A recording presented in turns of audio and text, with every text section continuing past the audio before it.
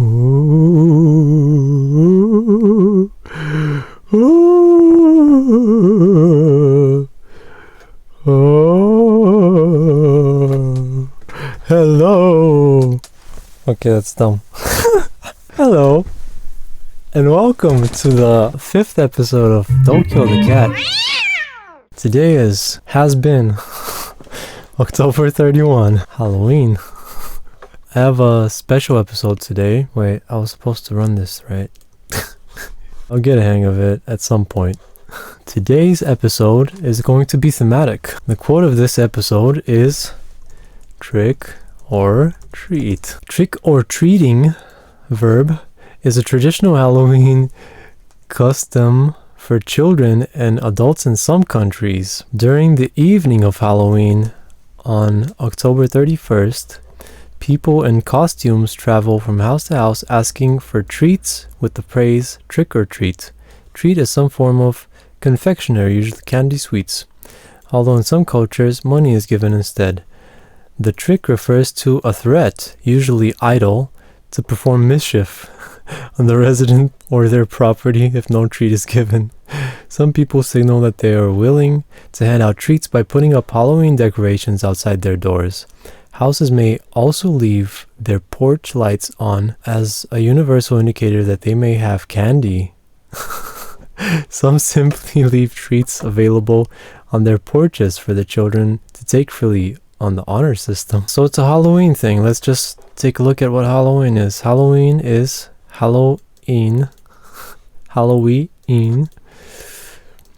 Al-Halloween.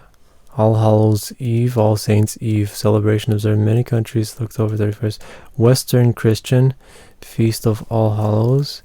I think we have it here too, even though we're not Catholic, we're Orthodox Christian. And the Catholic holidays aren't really observed here. I think we have an All Saints holiday, but it's a different day. All-Hallowtide, dedicated to remembering the dead, including saints, hallows, martyrs, and the faithful departed. In popular culture, I wanted to say that we don't celebrate Halloween here. The day has become a celebration of horror, being associated with macabre and supernatural. Macabre having the quality of having grim, ghastly atmosphere.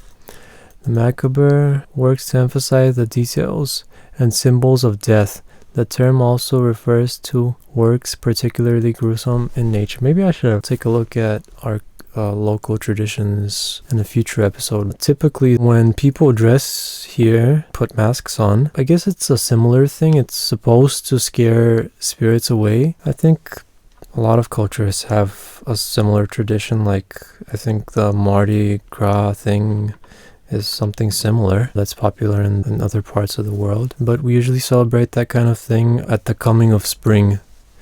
Anyway, that's what trick-or-treating is. Let's move the life split forward because I am not keeping it updated. Don't kill the cat! Ha! Today's etymological mystery is zombie.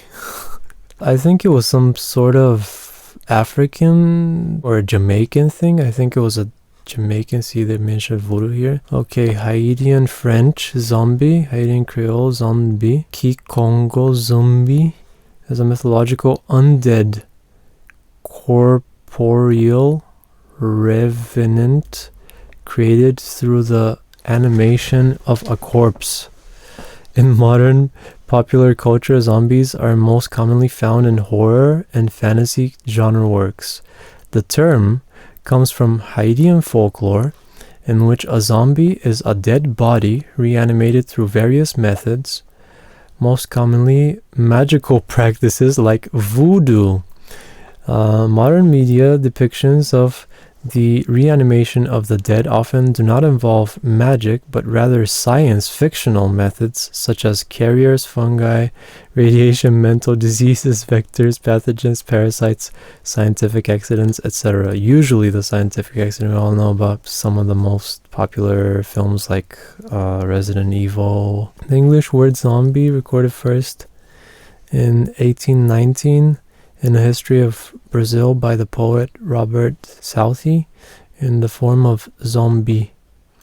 Oxford English gives the word's origin a Central African and compares it to the Congo words Nzambi, God, zombie, Nzambi, fetish. Some authors also compare it to the Congo word Vumbi. Mvumbi, ghost, reverent, corpse that still retains the soul. Nvumbi, body without a soul.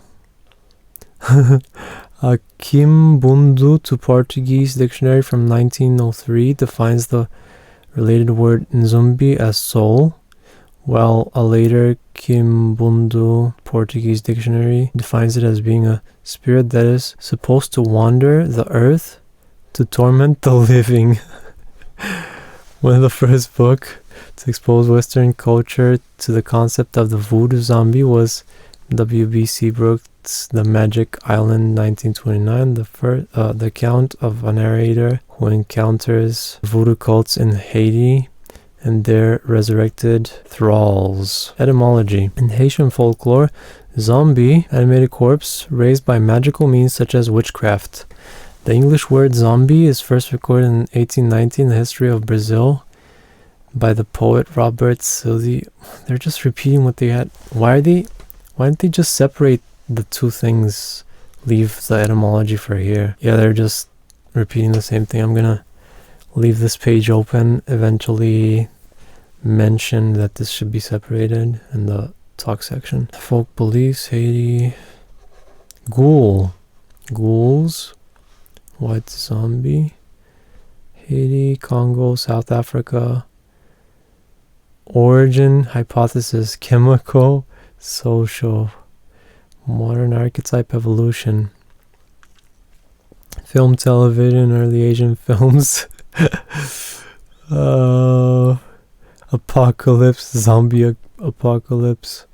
Literature, anime and manga. Okay. We do have a lot of stuff here. Humans versus zombies. Plants versus zombies, of course. Warcraft 3 has undead.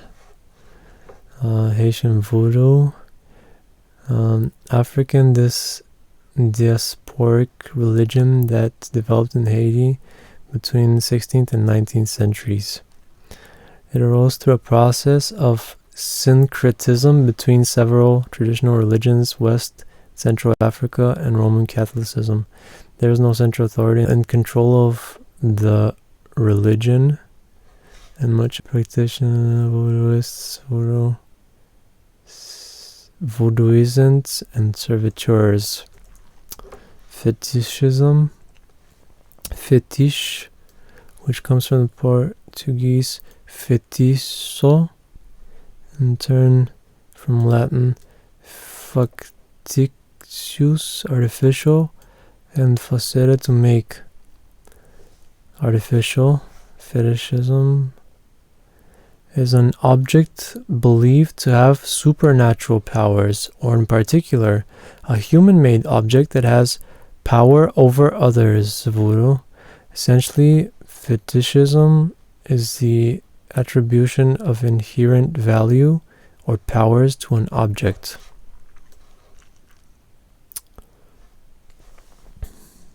Voodoo again. Okay, that'd be that. Next, early entries. I didn't really find scary or Halloween themed stuff. I did try to keep it all together. It has to do with animals. Of course, we all know that monsters do not exist. Hopefully we all know that. And they're all just in our books and in our heads. And beasts are derivatives of animals. So we're going to be looking at animals in today's topics. The first one of the early entries, was pony. Don't kill the cat! Ha! What's a pony? I know it's kind of the other end of the spectrum. Cute isn't really spooky. It's kind of the opposite, but that's what we're starting with. So, okay, let's go. A pony is a type of small horse. That's the breed. Let's read it. Equus Ferus caballus. Depending on the context, a pony may be a horse that is under a given approximate or exact height at the withers. So apparently each part of the horse could have a different characteristic that could make it more appropriate in a specific type of sport or use case. Compared to a larger horse, a pony may have a thicker coat, mane, and tail with proportionally shorter legs, a wider barrel, heavier bone, a thicker neck, a shorter, broader head. The word pony derives from the Old French poulonet, meaning foal, a young, immature horse. Which is kind of silly, because it sounds like you're making fun of the horse. A pony foal. Ponies are considered small horses, and ponies were traditionally used for riding, driving as pack beasts. During the Industrial Revolution, particularly in Great Britain, many were used as pit ponies, hauling loads of coal in the mines. In the modern era, they may be kept as children's mounts for recreational or competitive riding or driving, or for cultural or conservation reasons. Ponies are generally considered intelligent and friendly. They are also sometimes described as stubborn or cunning. Properly trained ponies are appropriate mounts for children who are learning to ride because of their smaller size. I gotta figure out how to get rid of these spam bots here. I don't know if there are filters. I had this last time I streamed. Larger ponies can be ridden by adults, as ponies are usually strong for their size. Next entry is one of my recent entries, which is someone I think in... I don't remember where. I'm not sure whether it was... Maybe it could have been on CSI. Let's see if it comes up here. Don't kill the cat! Ha! Insect blood. They said that insect blood is green. Coordinate the movements of the body, blah, blah, blah, blah, blah. Between contractions, tight valves, and the wall, hearts open to allow hemolymph to enter. Hemolymph fills all the interior hemocyl of the animal's body and surrounds all cells and contains... This is a little bit creepy. It has to do with blood. It contains hemocyte, a copper-based protein that turns blue when oxygenated. Instead, the iron-based hemoglobin in red blood cells found in vertebrates, giving hemolymph a blue-green color rather than the red color of vertebrate blood. When not oxygenated, hemolymph quickly loses its color and appears gray. So it's bluish-greenish when it's oxygenated, as opposed to our blood, which is a bluish-green when it's not oxygenated, the color of the veins, and it's red when it is oxygenated. Let's see if they mention green anywhere else. Alright, hemolymph, or hemolymph. Let's have some fun with this. I'm gonna make the computer pronounce a specific letter. Oh, they don't have this here.